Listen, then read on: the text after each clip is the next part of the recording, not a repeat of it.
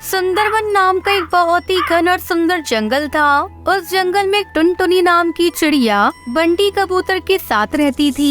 एक बार की बात है, जंगल में माया नाम की इच्छाधारी नागिन आ जाती है। वो नागिन बहुत ही दुष्ट और शातिर थी। जिस पेड़ पर टुनटुनी चिड़िया का घर था, माया नागिन भी आकर उसी पेड़ के नीचे अपना घर बना लेती है। माया नागिन अपने बिल में बैठी होती है, तभी उसके कानों में टुनटुनी और बंटी कबूतर की आवाज पड़ती है।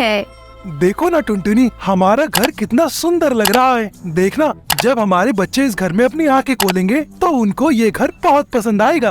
आप बिल्कुल सही कहते हैं जी। बस कुछ ही दिनों में मैं अंडे देने वाली हूँ। उसके बाद तो हमारा परिवार पूरा हो जाएगा। हम दोनों मिलकर उनकी बहुत अच्छे से परवरिश करेंगे। हाँ, क्यों नहीं। बस अपने अंडों को हमें कुछ दिनों तक खतरे से महफूज रखना होगा। हम दोनों मिलकर अपने बच्चों की रक्षा करेंगे। देखना, हमारे बच्चों पर कोई भी खतरा नहीं आ पाएगा। माया नागिन जब टुनटुनी और बंटी की बातें सुनती है तो वो बहुत खुश हो जाती है। तब तक आप लोग कमेंट में बताएं 21 × 2 कितने होते हैं। अरे वाह, ये हुई ना बात। अब तो मुझे शिकार करने के लिए ज्यादा मेहनत भी नहीं करनी पड़ेगी। मेरे शिकार ने तो खुद मुझे ढूंढ लिया है। अब तो माया नागिन टुनटुनी के अंडे देने का इंतजार करने लगती है। साथ ही साथ में टुनटुनी संग दोस्ती बढ़ाने का भी प्रयास करने लगती है। कैसी हो टुनटुनी जी? मुझे अपना पड़ोसी ही समझिए। मैंने भी इसी पेड़ की जड़ में अपना घर बनाया है। कभी भी कोई जरूरत हो तो जरूर याद करना आप मुझे। भोली भाली टुनटुनी चिड़िया माया की बातों में आ जाती है। अरे वाह, ये तो आपने बहुत ही अच्छी खबर सुनाई। माया जी, आपसे मिलकर बहुत अच्छा लगा। अभी तो मैं भोजन लाने ही जा रही हूँ। आपसे जल्दी ही मिलती हूँ।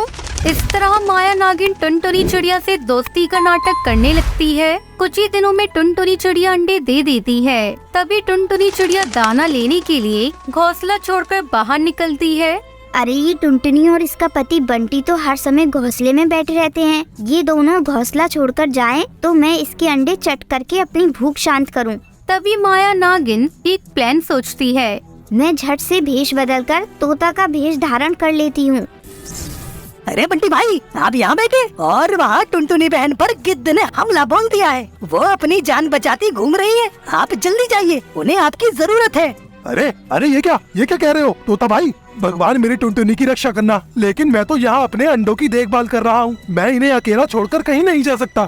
अरे क्या बंटी भाई, इस समय टुनटुनी बहन को आपकी जरूरत है। आप जाइए, आपके अंडे के पास मैं रुकता हूँ। तोताराम की बात सुनकर बंटी कबूतर अपने अंडों के पास तोताराम को छोड़कर टुनटुनी की मदद करने के लिए उड़ जाता है। थोड़ी दूर जाने पर टुनटुनी चिड़िया भोजन लेकर आती दिखाई पड़ती है। अरे, आप यहाँ क्या कर रहे हो? आप तो घोंसले में बच्चों की देखभाल कर रहे थे ना, तो फिर बच्चों को अकेला छोड़कर आप क्या करने आए हैं? अरे टुनटुनी, तुम तो ठीक हो ना? तुम्हें उस गिद्ध ने कोई नुकसान तो नहीं पहुँचाया? तोता भाई ने बताया कि तुम खतरे में हो। आप जल्दी से घोंसले की ओर चलिए। जरूर ये कोई चाल है। तोता भाई झूठ क्यों बोल रहे थे? मुझ पर तो कोई हमला नहीं हुआ। टुनटुनी और बंटी तेजी से उड़ते हुए अपने घोंसले की ओर आने लगते हैं। उधर माया नागिन के घोंसले में टुनटुनी चिड़िया के एक अंडा खा चुकी होती है। जैसे ही वो दूसरा अंडा उठाती है, उसे सामने से टुनटुनी और बंटी दिखाई पड़ जाते हैं। माया नागिन तेजी से खिड़की से बाहर निकल जाती है। अरे, ये क्या हो गया?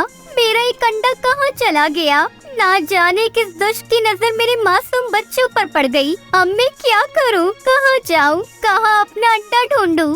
ना जाने तोता भाई ने किस जन्म की दुश्मनी निभाई है। क्यों झूठ कहकर मुझे घोंसले से बाहर भेजा? आखिर मेरे अंडों को वो क्यों और कहाँ ले गए? टुनटुनी चिड़िया बंटी कबूतर के रोने और चिल्लाने की आवाज सुनकर आसपास के पक्षी वहाँ इकट्ठे हो जाते हैं। टुनटुनी जी, आप ऐसे क्यों रो रही हैं? अरे बंटी भाई साहब, 2 दिन पहले ही तो बहन ने अंडे दिए थे। इस खुशी के मौके पर आप लोग रो क्यों रहे हो?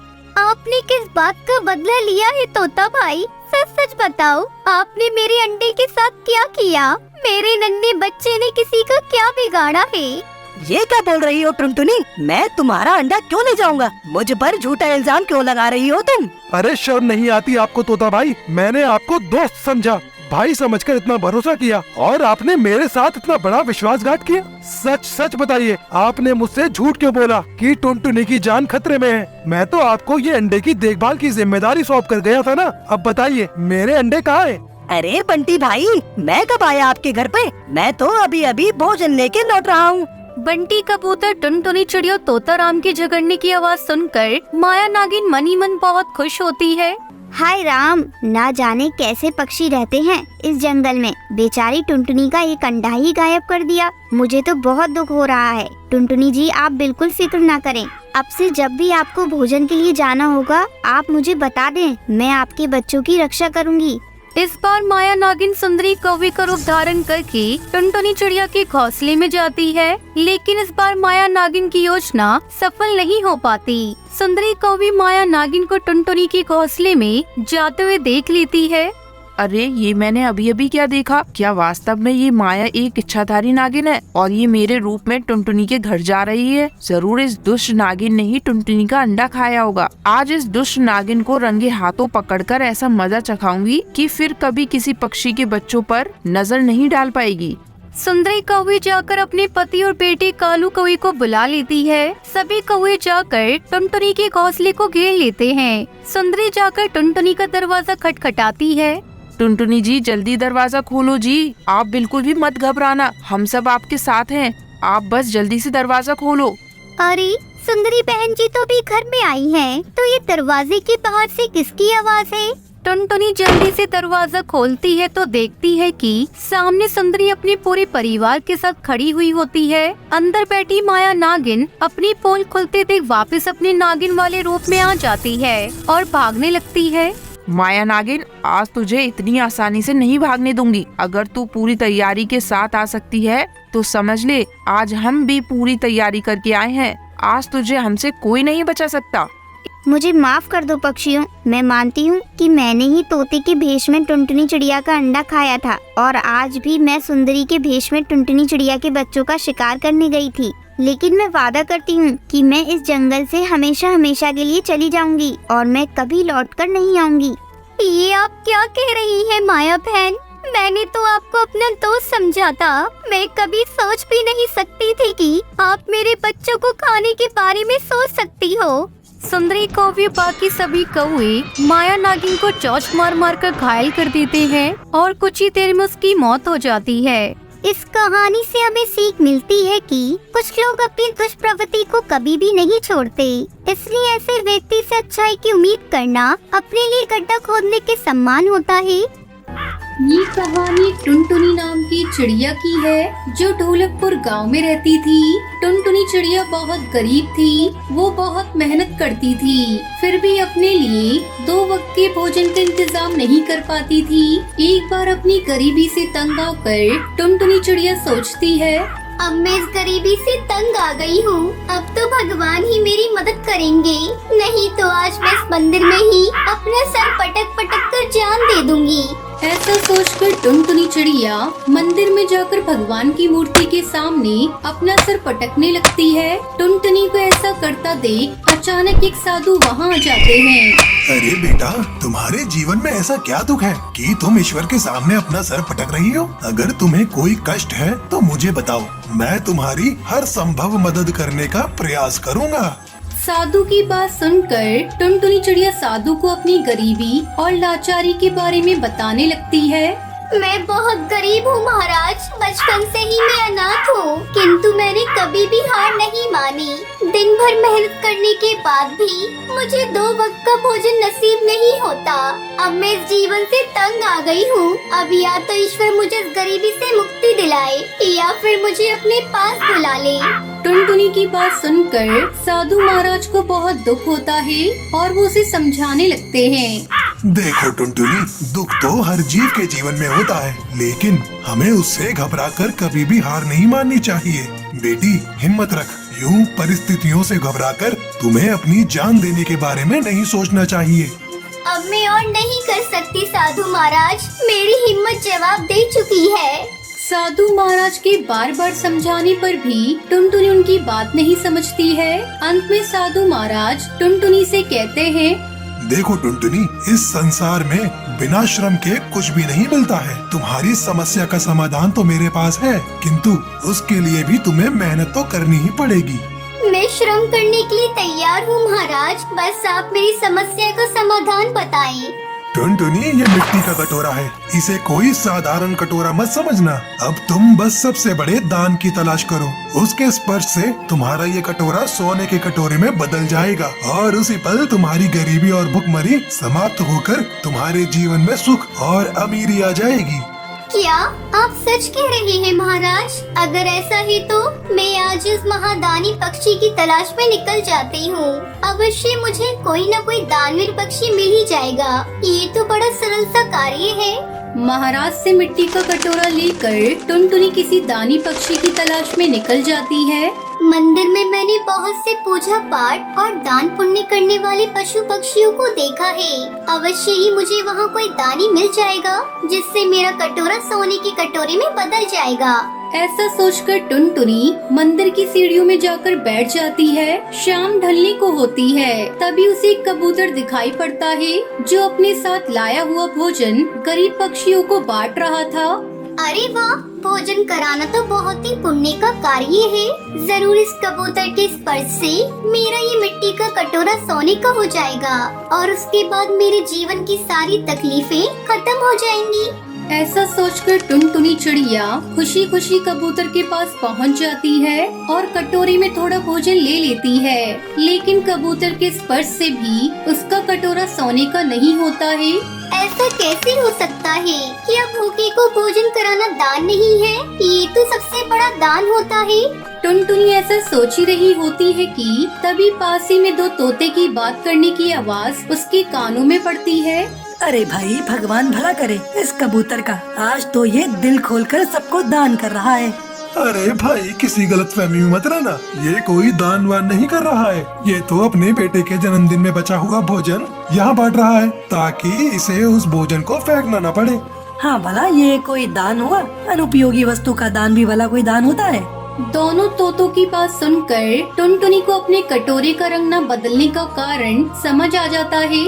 हो सकता है शायद इसलिए मेरे कटोरे का रंग नहीं बदला है। मंदिर से निकलकर टुनटुनी अब किसी और दानी की खोज में निकल जाती है। काफी दूर तक उड़ने के बाद उसे कड़कनाथ सेठ का घर दिखाई पड़ता है जहाँ पर काफी भीड़ लगी हुई थी। टुनटुनी भी वहीं पेड़ पर जाकर बैठ जाती है। लगता है आज सेठ कोई बहुत बड़ा दान पुण्य कर रहे हैं, तभी तो घर के बाहर इतनी भीड़ जमा हो गई है। टुनटुनी भी अपना कटोरा लेकर लाइन में लग जाती है। बाकी गरीब पक्षियों के साथ साथ टुनटुनी को भी सेठ कौआ कपड़े और भोजन दे देते हैं। अरे, इतने बड़े दानी सेठ कौए के छूने से भी मेरे कटोरे का रंग नहीं बदला। इस तरह तो मैं कभी सबसे बड़े दानी को ढूंढ ही नहीं पाऊंगी। तभी एक बुलबुल का बच्चा पेड़ पे उसे बैठे देख उसके पास आ जाती है। अरे चिड़िया, इतनी हैरानी से क्या देख रही हो? ये सेठ तो हर वर्ष अपने जन्मोत्सव पर ऐसे ही रुपए, भोजन और वस्त्र दान करता है, लेकिन ये गरीब लोग जानते हैं कि दान तो बस एक ढोंग मात्र है। आज ये दान करेगा और कल ही अपने खजाने के नुकसान की भरपाई करने के लिए अपने उधार दिए हुए पैसों पर दोगुना कर लगाने की घोषणा कर देगा। बुलबुल की बात सुनकर टुनटुनी चिड़िया को बहुत दुख पहुंचता है और वो अपना कटोरा लेकर फिर से किसी दानी की तलाश में निकल जाती है। टुनटुनी चिड़िया को भटकते हुए कई सप्ताह बीत जाते हैं, किंतु उसे कोई भी ऐसा दानवीर नहीं मिलता जिसके छूने से कटोरे का रंग बदल सकता। अंत में वो थककर वापस उसी साधु के पास मंदिर में लौट आती है। महाराज, मैं तो थक गई। आपके कहे अनुसार मैंने जंगल, शहर, धनी पक्षी हर स्थान पर तलाश किया, किंतु मुझे ऐसा कोई पक्षी नहीं मिला जिसके छूने से मेरा कटोरा सुनहरा हो सकता। अब तो आप ही मुझे उपाय बताएं। टुनटुनी चिड़िया की बात सुनकर साधु मुस्कुराने लगते हैं और मिट्टी का कटोरा टुनटुनी से ले लेते हैं। कुछ देर बाद एक गरीब फटे हाल में बुढ़िया कबूतरी वहाँ आती है। महाराज, मैं आपकी बहुत बड़ी भक्त हूँ। आपके विचारों से मुझे जीवन जीने की नई दिशा मिली है, किंतु मुझ गरीब बुढ़िया के पास आपको अर्पित करने के लिए कुछ भी नहीं है। कई दिनों के बाद मुझे आज की रोटी मिली है। मेरी सच्ची श्रद्धा को स्वीकार कीजिए महाराज। बस हो सके तो ये सूखी रोटी की भेंट स्वीकार कर लीजिए। इतना कहकर जैसे ही वो अपनी रोटी को मिट्टी के कटोरे में डालती है, उसके छूने से वो कटोरा सोने में बदल जाता है। बुढ़िया कबूतरी के वहाँ से जाते ही साधु महाराज उस रोटी को उठाकर मस्तक से लगाकर खा लेते हैं। महाराज, इतने सारे दानवीरों के छूने से ये कटोरा सोने का नहीं बना, सिर्फ ये सूखी रोटी और गरीब के छूने से कटोरा सुनहरा हो गया। आखिर इसका भेद क्या है? कृपया आप मुझे बताएं। देखो टुनटुनी, जितने भी दानवीर अपनी श्रद्धा के अनुरूप कम या ज्यादा दान करके गए, इस दान के पीछे उन सभी का स्वार्थ ही था। किसी ने अपना बच्चा कुचा खाना दान दिया तो किसी ने अपने फायदे के लिए कपड़े, किंतु वास्तव में सबसे बड़ा दान वही है जो निस्वार्थ भाव से बिना अपना फायदा सोचे किया जाए। उस बुढ़िया कबूतरी के पास एक ही रोटी थी। वो चाहती तो पहले अपना पेट भर सकती थी, किंतु उसने अपने बारे में न सोचकर ये रोटी मुझे दान कर दी। इसलिए मेरे लिए उसका दान ही महादान है। कोई भी दान उसकी कीमत से बड़ा नहीं होता, बल्कि उसे किस भावना से दिया गया उससे वो बड़ा या छोटा होता है।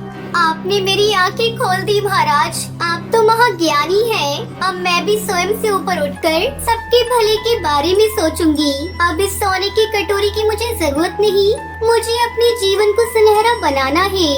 आपका बहुत बहुत धन्यवाद। इतना कहकर टुनटुनी चिड़िया वहाँ से जाने लगती है। रुको टुनटुनी, मैंने तुम्हें वचन दिया था कि अपने वचन अनुसार अब ये सोने का कटोरा तुम्हारा है। मेरा आशीर्वाद है, भूख और गरीबी अब कभी तुम्हारे मार्ग में बाधक नहीं बनेगी। जाओ, तुम्हारा कल्याण हो।